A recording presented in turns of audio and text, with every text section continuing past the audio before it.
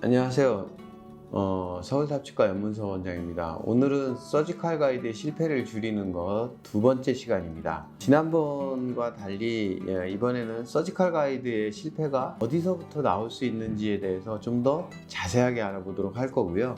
보통 이렇게 서지컬 가이드를 만들 때 여러 과정을 거치게 됩니다. 물론 인트라오럴 스캐너를 쓰시면 조금 더 간단하지만 아직도 알지네이트를 이용해서 석고 모델을 떠서 보내서 만들어 계신 분들이 굉장히 많은데요. 그런 분들 중에 가이드가 왔는데 잘 맞지 않는다, 이런 분들이 계시거든요. 그래서 오늘 어떤 실패들이 있는지 한번 살펴보도록 하겠고요. 이러한 다양한 과정들을 거치는 부분에서 있을 수 있는 부분들을 살펴보도록 하겠습니다. 보통 일반적으로 우리 치과위생사 선생님들께서 임프레션을 뜨는데 알지네이트로 임프레션을 뜨고 스톤을 붓습니다. 근데 통상적으로 우리가 알지네이트 임프레션은 어떤 스타디 모델이나 이런 것들에 많이 쓴다고 생각을 하시기 때문에 조금 매뉴얼과 다르게 좀 소홀하게 하시는 경우가 있어요. 너무 임프레션을 뜬 지 오랜만에 붓는다든지, 아니면 너무 임프레션을 오래 있다 뗀다든지, 아니면은 기공물을 만드는 러버 인상이 아니기 때문에 좀 더 신경을 덜 써서 기포 같은 것들이 생긴다든지, 이제 이런 부분들이 생기게 되면은 사실 굉장히 불안정한 모델이 만들어지고, 거기서 만들어진 서지컬 가이드는 고학내에 잘 맞을 수가 없습니다. 대부분 이제 이렇게 알지네이트로 떠서 만든 석고 모델을 모델 스캐너로 스캔을 하게 되는데, 그렇게 해서 스캔을 했을 때 일단 입력되는 데이터 값이 실제와 다른 값으로 나올 수가 있는 것이죠. 그 다음에 그 이후에는 컴퓨터를 사용할 때는 생각보다 어떤 에러가 나기가 쉽지 않고요. 기공 과정에서 이러한 3D 프린팅 과정이 또 상당히 어떤 때는 까다롭습니다. 물론 매번 맡기셔서 계속적으로 해오던 데는 이런 오류를 거의 잡아놨지만, 어쩌다 한번 만드는 기공소에서는 이런 3D 프린터에 대한 세팅 값이 잘 안 맞아져 있기 때문에 출력이나 이런 부분에서 생기는 최적 변화가 또 가이드가 잘 안 맞게 되는 원인이 되죠. 하지만 제일 큰 원인은 우리 치과의사 선생님들께서 이런 가이드 키트나 가이드 시스템에 대한 이해와 공부가 부족해서 거기서 부주의함에서 오는 오차가 제일 크다고 할 수가 있겠습니다. 이 데이터는 스캔한 데이터인데, 스캔한 데이터를 살펴보니 전치부에 사실은 굉장한 아티팩트가 있었죠. 이런 아티팩트 같은 것들을 없애주셔야만 정합도 되고, 정합 이후에 가이드가 만들어져서 나올 수 있으니까 이러한 부분들은 한번 잘 확인을 하시는 게 중요하겠고요. 지금 보시는 건 모델을 스캔한 모델 스캐너로 모델을 스캔한 모델인데, 보시면은 스톤을 붓고 뺄 때 한번 층이져 있죠. 저 모델에서 층이져 있는 저 하나의 라인이 문제가 되는 것도 있을 수 있지만, 이 층이 질 때까지 모델 전체의 최적의 어떤 이동이 있었을 수 있기 때문에 이거는 정확한 가이드를 만들기가 상당히 어렵다고 보시면 됩니다. 그리고 CT를 찍으실 때 좀 더 흔들림 없는 CT를 찍으셔야만 정확한 가이드 제작이 됩니다. 여태까지 조금 CT라는 거를 보기만 하는 용도로 썼죠. 우리가 어떤 병소라든지 아니면 골질이라든지 골의 양을 볼 때 CT를 찍었었는데, 그건 보기만 하는 거니까 약간 흔들려도 상관이 없지만 이제는 그걸 토대로 만들기도 해야 되거든요. 그래서 CT를 흔들림 없이 정말로 잘 찍어야만 거기서부터 잘 제작된 가이드를 우리가 만날 수가 있겠죠.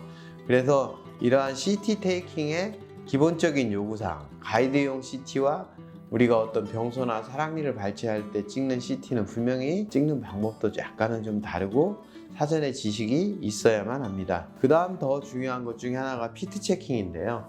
일단 이렇게 제작이 돼서 나온 가이드들은 반드시 입안에 넣어서 이것이 잘 맞고 있는지를 확인해야 됩니다.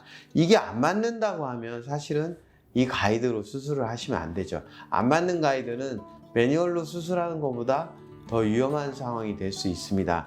그래서 앞에 윈도우라는 걸 내서 거기를 통해서 치아가 보이는 정도에서 어댑을 확인할 수가 있고요. 디스탈 쪽으로 미러를 넣어서 디스탈 쪽에서 잘 어댑이 됐는지도 반드시 확인을 하셔야만 됩니다. 그래서 윈도우라는 거는 이런 어댑 확인에도 중요하고요. 홀 근접에 있는 윈도우들은 또한 쿨링이나 기구 접근에도 굉장히 역할을 하게 됩니다. 그리고 샤프한 리지를 만날 수 있습니다. 이러한 샤프한 리지는 상당히 드릴이 미끄러질 위험성이 높은데요.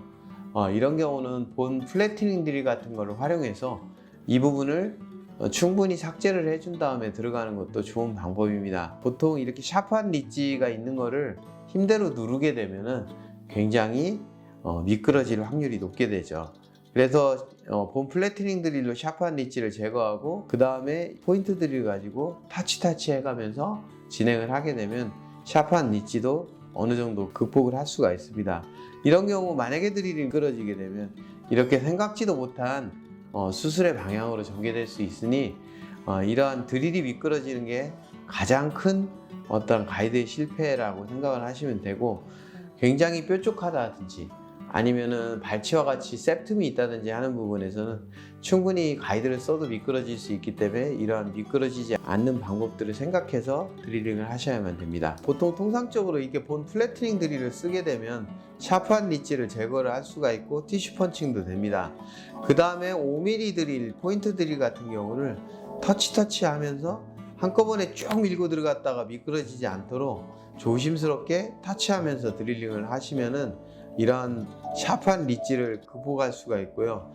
저렇게 미끄러지게 되면 당일날 수술을 못하게 될 수 있고요. 이런 경우 미끄러지는 거를 좀 줄이기 위해서 이렇게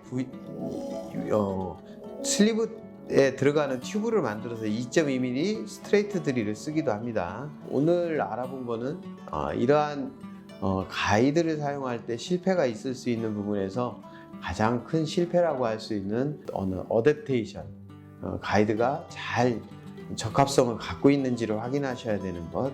제작 과정에 이러한 가이드도 하나의 기공물이기 때문에 기공물에 준하는 정확한 인프레션을 뜨셔야 되는 거고, 또 하나 드릴을 제조사가 정해준 순서대로 하시고, 그 다음에 만약에 샤프한 리지가 있다고 하면 미끄러지지 않게 조심을 해주셔야만 됩니다. 이러한 주의사항을 잘 지켜주시면 거기서 생길 수 있는 큰 에러들을 막을 수 있고, 평소에도 잘 공부를 하셔서 손에 습득을 해 놓으셔야만 환자를 볼 때 당황하지 않으실 수가 있습니다. 감사합니다.